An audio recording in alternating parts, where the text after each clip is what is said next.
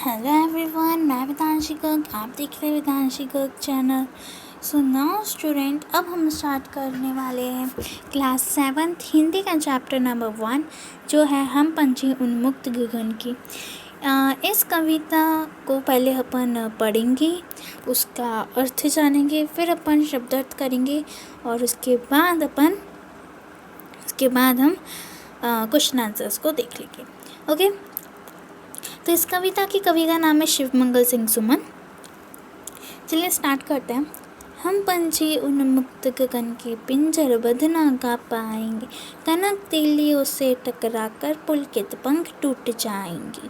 इसका मतलब है कि पंछी कह रहे हैं कि हम पंछी हैं वो मतलब खुले आसमान में उड़ने वाले हैं। हम पिंजरे में बंद नहीं गा पाएंगे, मतलब वो गुनगुनाते रहते हैं ना उड़ते उड़ते। तो वो कह रहे हैं कि पिंजरे में बंद होके हम नहीं गा पाएंगे। कह रहे कनक तिल्लियों से टकरा। कनक तिल्ली मतलब ये जो पिंजरा है ना, इस पिंजरे की जो डंडियाँ होती हैं उनको बोलते हैं कनक तिल्लियों। ठीक है, तो उन कनक तिल्लियों जब वो टकराएंगे तो उनके जो कोमल पंख है, पुलकित मतलब कोमल पंख है, वो टूट जाएंगे। हम बहता जल पीने वाले मर जाएंगे भूखे प्यासे, कहीं भली है कटुक न बोरी कनक कटोरी की मेहता से। तो पंछी कहते हैं कि हम जो है झरने का पानी पीने वाले हैं। ये जो झरना दिख रहा है, तो वो कह रहे हैं कि हम झरने के पानी पीने वाले हैं, मतलब नदी का या फिर झरने का बहता जल पीने वाले हैं। हम चाहे भूखे प्यासे मर जाएंगे, लेकिन हम पेड़ से खुद तोड़कर कटुक निबोरी का मतलब है कड़वी, मतलब कड़वा नीम खा लेंगे। लेकिन पिंजरे में बंद होकर, चिड़िया कह रही है कि हम पिंजरे में बंद होकर कनक कटोरी की मैदा से, यानी कि सोने की कटोरी, कनक का मतलब होता है सोना, तो सोने की कटोरी जो मैदा से भरी हुई है वो नहीं खाएंगे। मैदा के पदार्थ दिया जाता है ओके, जब वो उनको पकड़ता है। तो यह स्वर्ण श्रृंखला के बंधन में अपनी गति उड़ान सब भूले, पर सपनों में देख रहे हैं तरु की फुनगी पर के झूले। तो वो कहते हैं, चिड़िया कहते हैं कि हम स्वर्ण श्रृंखला के बंधन में, यानी कि हम पिंजरे में बंद होकर उड़ना भूल जाएंगे। पिंजरा तो छोटा सा होता है, तो वो तो बस बैठे रहेंगे, तो उड़ना भूल जाएंगे। बस हम सपनों में, चिड़िया कह रहे हैं कि हम बस सपनों में देख रहे होंगे कि हम जो है तरु की फुनगी पर के झूले, यानी कि पेड़ की जो डाली होती है ना, उस पर ही झूलते रहते हैं, है ना। तो ये कह रहे हैं कि हम बस ऐसे बैठे रह जाएंगे पिंजरे के बंद, और हम उड़ना भी भूल जाएंगे। हम बस सपनों में देख रहे होंगे कि हम झूल रहे हैं तरु की फुनगी पे। ठीक है, आगे बढ़ते हैं। ऐसे थे अरमान की उड़ते नीले नभ की सीमा पाने, लाल किरण सी चोंच को चुगते तारा कनार के दाने। तो चिड़िया कह रहे हैं कि हमारे ऐसे अरमान हैं, यानी कि हमारे ऐसे सपने हैं उड़ने के, नीले नभ की सीमा पाने, हमें मतलब हम सपना देखते हैं, हमारे लक्ष्य, चिड़िया कह रहे हैं कि हमारे लक्ष्य है कि हम वो सीमा देखे उड़ते उड़ते जहाँ पर आसमान और धरती एक हो रहा हो। और वो कह रहे हैं कि हमारी जो चोंच है ना, लाल किरण सी चोंच, उसको खोल के हम अनार के दाने चुगे। फिर कहते हैं, चिड़िया कहती है कि होती सीमा है क्षितिज से इन पंखों की होड़ा होड़ी, या तो क्षितिज मिलन बन जाता है या तंती सांसों की डोरी।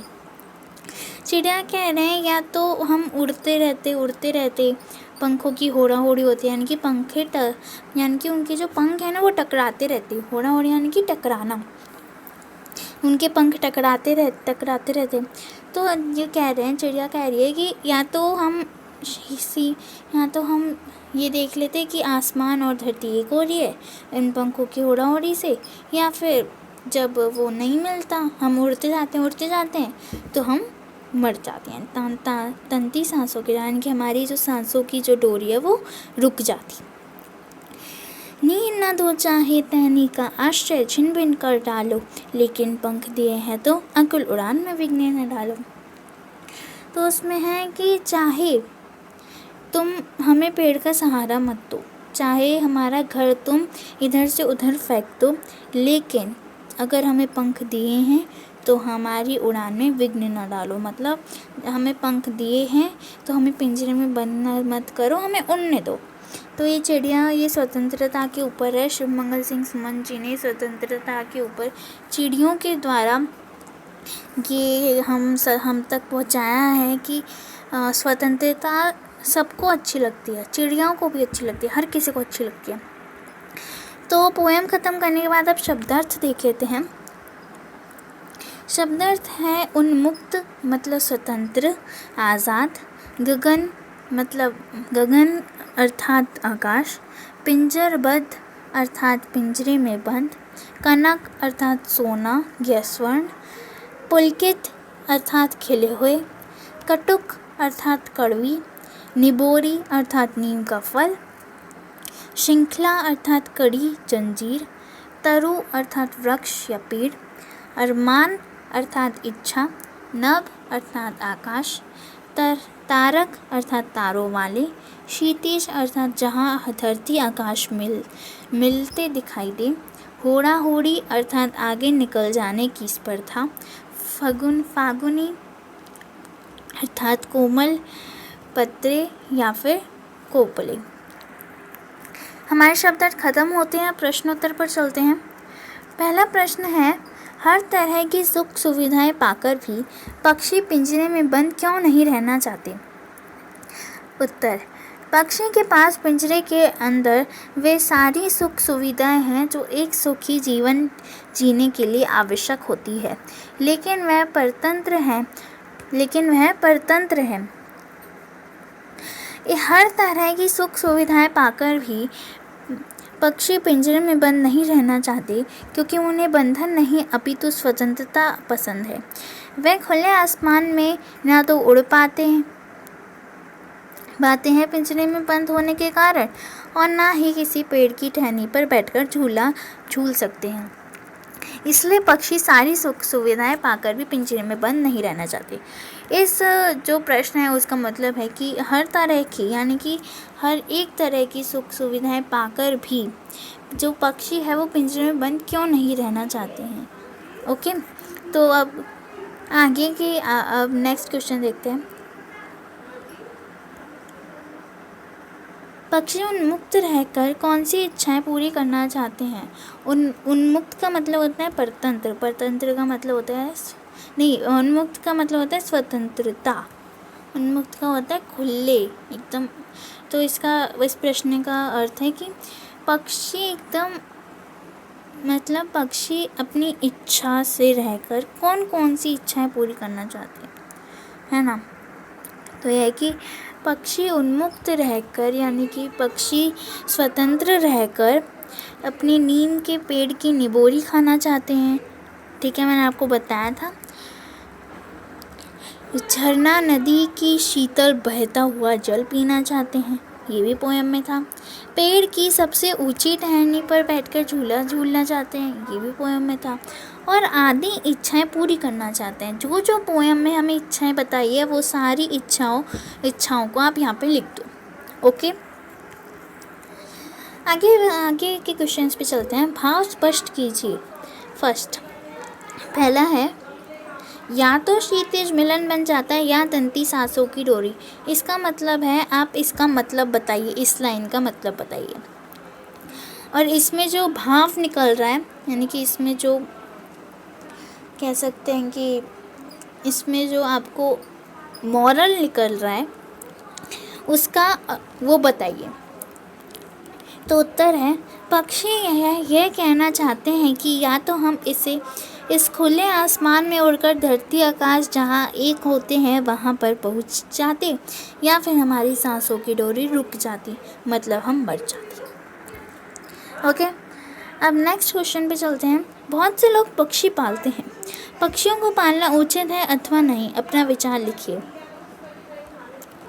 इसमें अपना विचार लिखना है कि कभी किसी ने, आप स्टूडेंट में किसी ने भी कोई पक्षी पाला है तो आप अपना विचार भी लिख सकते हैं, या फिर कि जो उत्तर है वो भी लिख सकते हैं। या फिर जिन्होंने नहीं पाला है पक्षी को, तो वो ये लिख लीजिए। मेरे अनुसार पक्षियों को पालना उचित नहीं है, क्योंकि ईश्वर ने उन्हें उड़ने के लिए पंख दिए हैं, इसलिए उन्हें बंधन में रहना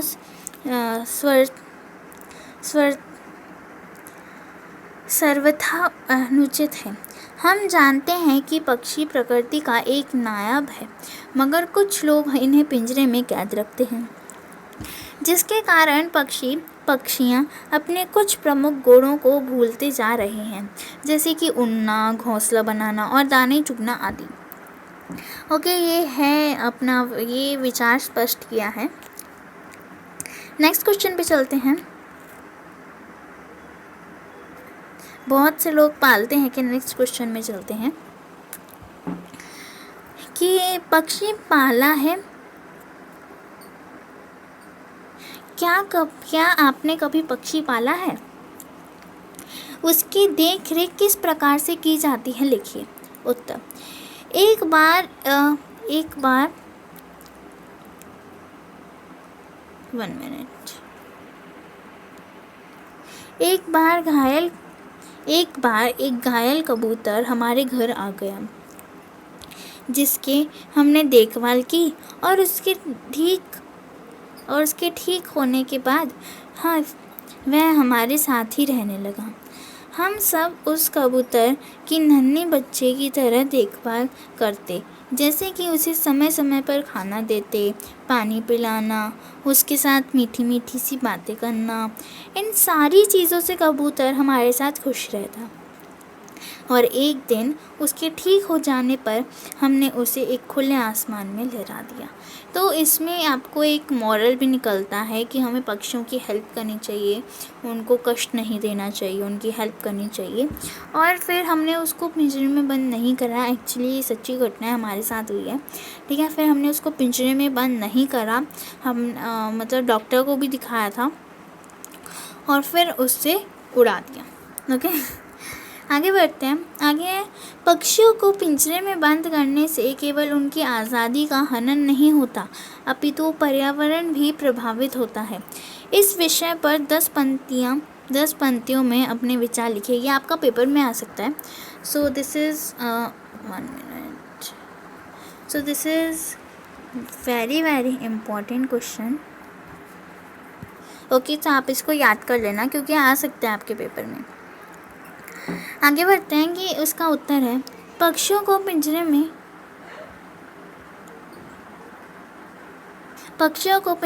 बंद करने से सबसे बड़ी समस्या पर्यावरण में आहार श्रृंखला असंतुलित हो जाएगी। जैसे घास को छोटे कीड़े लग जाते हैं, जो पक्षी उन्हें खा जाते हैं। अगर हम पक्षियों को पिंजरे में बंद कर दे तो ये कीड़े पर्यावरण को संतुलित कर देंगे। पक्षी जब फलों का सेवन करते हैं तब बीजों को यहाँ वहाँ गिरा देते हैं, जिसके कारण फलस्वरूप नए पौधे उग जाते हैं। कुछ पक्षी हमारी फलाई गंदगी को खाते हैं, जिससे पर्यावरण साफ रहता है। यदि पक्षी पिंजरे में बंद रहेंगे तो पर्यावरण दूषित हो जाएगा और मानव कई बीमारियों से ग्रस्त हो जाएगा। अतः जिस प्रकार पर्यावरण जरूर है, पक्षी भी बहुत ज़रूरी है। ओके, तो ये हमारा हो गया पक्षी को पालना का पूरा हो गया।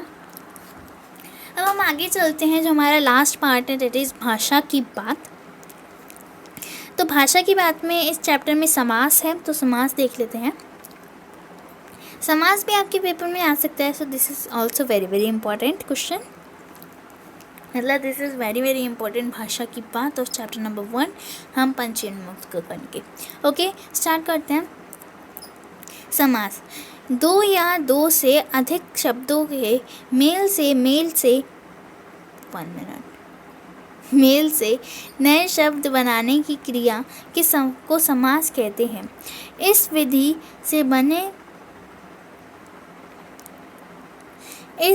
से बने शब्दों को समास पद भी कहा जाता है। जब इन समस्त पदों को अलग अलग किया जाए तो उसे समय विग्रह कहते हैं। 1 मिनट कुछ मतलब गलती से बार बार रिपीट हो गया है, तो इसको हटा देते हैं। और एक हुआ था ओके, सो ये आपको नहीं लिखना है। तो समास की ये परिभाषा है।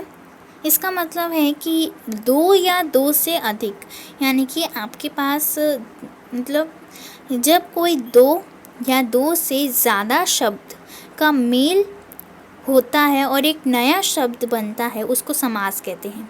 ओके, तो समास के पार्ट होते हैं। 6 पार्ट्स होते हैं, यानी कि 6 प्रकार के समास होते हैं।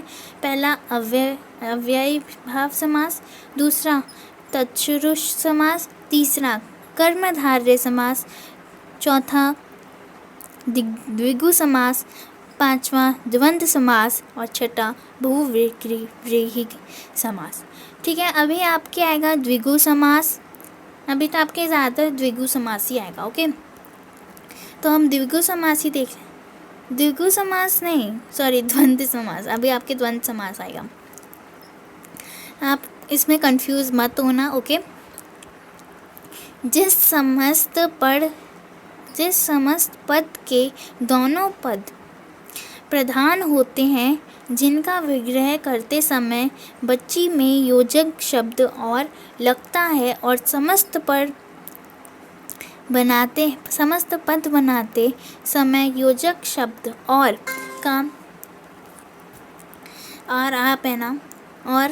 का लोप कर दिया जाता है। अभी जैसे आप देख सकते हैं, कुछ कॉन्ग्रेचुलेशंस करके कुछ आया था, आप इनके उसमें मत पढ़ना। Okay, that is the okay, एकदम सही रहना, क्योंकि आरबीआई कहता है जानकार बनिए, सतर्क रहिए। ओके, आगे बढ़ते हैं। तो द्वंद्व समास होता है जिस समास के पद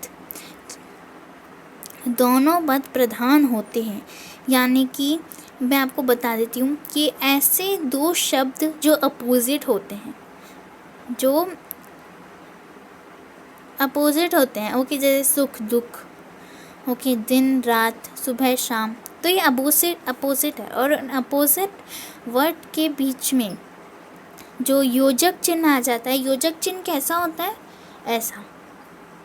ओके, ऐसा योजक चिन्ह होता है, इसको योजक चिन्ह कहते हैं। तो ये जो योजक चिन्ह जब बीच में आ जाता है, इस योजक चिन्ह का मतलब इसमें हो जाते हैं और, जैसे सुख दुख का हो गया सुख और दुख। ओके, उदाहरण देखिए, सुख दुख, तो इसका अर्थ कैसा होगा, सुख और दुख। दिन रात अर्थात दिन और रात, सुबह शाम अर्थात सुबह और शाम, अन्न जल अर्थात अन्न और जल, अपना पराया अर्थात अपना और पराया, अमीर गरीब अर्थात अमीर और गरीब, तन मन अर्थात तन और मन, दूध दही अर्थात दूध और दही, खट्टा मीठा अर्थात खट्टा और मीठा, पाप पुण्य अर्थात पाप और पुण्य। तो इसी के साथ हमारा चैप्टर कंप्लीट होता है। आप इन समास को अच्छे से लर्न कीजिएगा, क्योंकि ये आपके पेपर में आ सकते हैं। ओके, सो हमारे चैनल यानी कि मेरे चैनल को सब्सक्राइब कीजिएगा, लाइक कीजिएगा और दोस्तों के साथ शेयर भी कीजिएगा। ओके, सो बाय बाय।